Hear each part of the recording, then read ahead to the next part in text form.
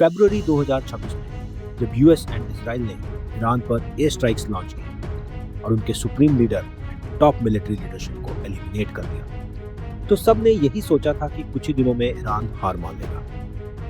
Their army is gone. They're just about, look, their navy is gone. Their communications are gone. Their leaders are gone. लेकिन उसके बाद जो हुआ उसने पूरी दुनिया को हिलाकर रख दिया। अटैक के तुरंत बाद ईरान ने रिटेलिएशन में स्ट्रेट ऑफ हॉर्मुज को इफेक्टिवली ब्लॉक कर दिया। इस वीडियो में हम डिटेल में समझेंगे कि स्ट्रेट ऑफ हॉर्मुज का जियोग्राफिकल सिग्निफिकेंस क्या है, ईरान ने इसे ब्लॉक कैसे किया और global impact due to this blockage. तो आइए वीडियो को शुरू करते हैं।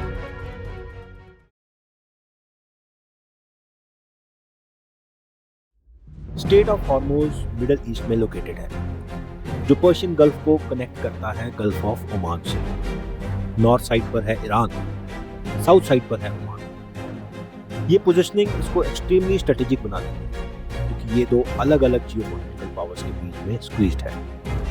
स्ट्रेट ऑफ हॉर्मुज का total width at narrowest point है अप्रॉक्सीमेटली 39 किलोमीटर्स, लेकिन शिपिंग के लिए यूजेबल लेन सिर्फ 2 to 3 किलोमीटर्स वाइड है, एक एंट्री लेन और एक एग्जिट लेन। ये एक चोक पॉइंट है जहां से दुनिया का लगभग 20% ऑयल ट्रेड पास होता है। मेजर एक्सपोर्टर्स जैसे Saudi Arabia, Iraq, Kuwait and UAE, इन सब का ऑयल इसी रूट से ग्लोबल मार्केट्स तक जाता है। मतलब अगर यहाँ डिस्ट्रप्शन होता है तो पूरी दुनिया की ग्लोबल शिपिंग जोक हो सकते हैं। ये स्ट्रेट सिर्फ इकोनॉमिक नहीं, मिलिट्री हॉटस्पॉट भी है। ईरान के पास जियोग्राफिकल एडवांटेज है। नैरो लेन्स की वजह से माइंस डिप्लॉय करना इजी है, नेवल ब्लॉकेजेस भी पॉसिबल है। इसी वजह से यूएस ईरान कॉन्फ्लिक्ट में ये लोकेशन स्पॉटलाइट बन गया है।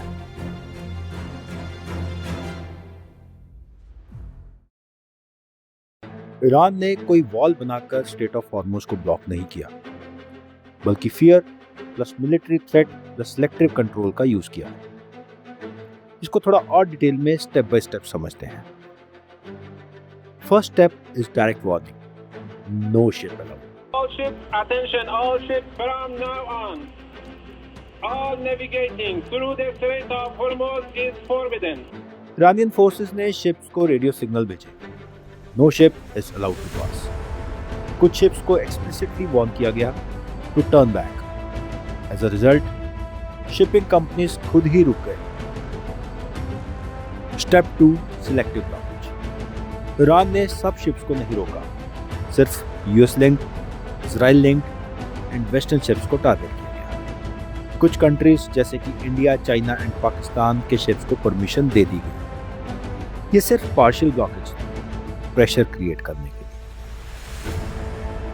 Step 3, psychological warfare, most powerful. Iran को एक्चुअली 100% ब्लॉक करने की जरूरत नहीं थी, सिर्फ ये मैसेज काफी था, we can hit any ship any time.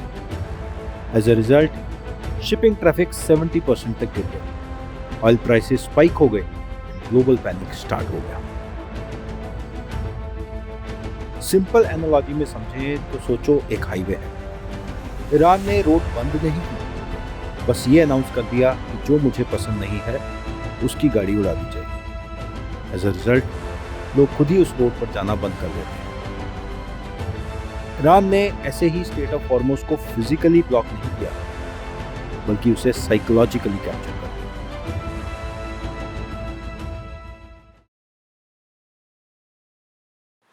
अब बात करते हैं इसका ग्लोबल एंड इंडियन इकोनॉमी पे क्या इम्पैक्ट पड़ा है। 1, ग्लोबल ऑयल शॉक, सबसे बड़ा इम्पैक्ट। स्टेट से अप्रॉक्सीमेटली 20% ऑयल सप्लाई पास होता है।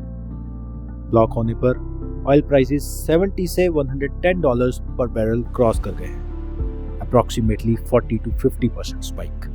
मतलब पेट्रोल, डीजल, एलपीजी सब महंगा। Impact, transportation cost going up, हर चीज में प्राइस इंक्रीज। अगर इंडिया की बात करें तो इंडिया अपना अप्रॉक्सीमेटली 85% ऑयल इंपोर्ट करता है और उसका एक बड़ा हिस्सा स्ट्रेट ऑफ हॉर्मुज से आता है। मतलब जो वहां होता है उसका डायरेक्ट इफेक्ट इंडियन इकोनॉमी पे पड़ता है। 2. Supply chain breakdown. ये सिर्फ ऑयल क्राइसिस नहीं है। Due to fear of being hit, shipping companies route avoid कर रहे हैं, जिससे ट्रेड स्लो डाउन हो गया। As a result, goods delivery delayed है, मैन्युफैक्चरिंग स्लो डाउन है and global supply chain disturb हो गई है। 3. ग्लोबल इन्फ्लेशन, महंगाई एक्सप्लोजन। एनर्जी महंगी मतलब सब कुछ महंगा। Food prices going up, transportation cost going up, electricity cost going up, और इसका सबसे बड़ा खामियाजा डेवलपिंग नेशंस को भुगतना पड़ता है। स्ट्रेट ऑफ हॉर्मुज़ का ब्लॉकेज सिर्फ एक रीजनल क्राइसिस नहीं है, ये एक ग्लोबल चेन रिएक्शन है। ऑयल रुकता है तो इकोनॉमी रुक जाती है, और इकोनॉमी रुक जाती है तो पूरी दुनिया रुक जाती है।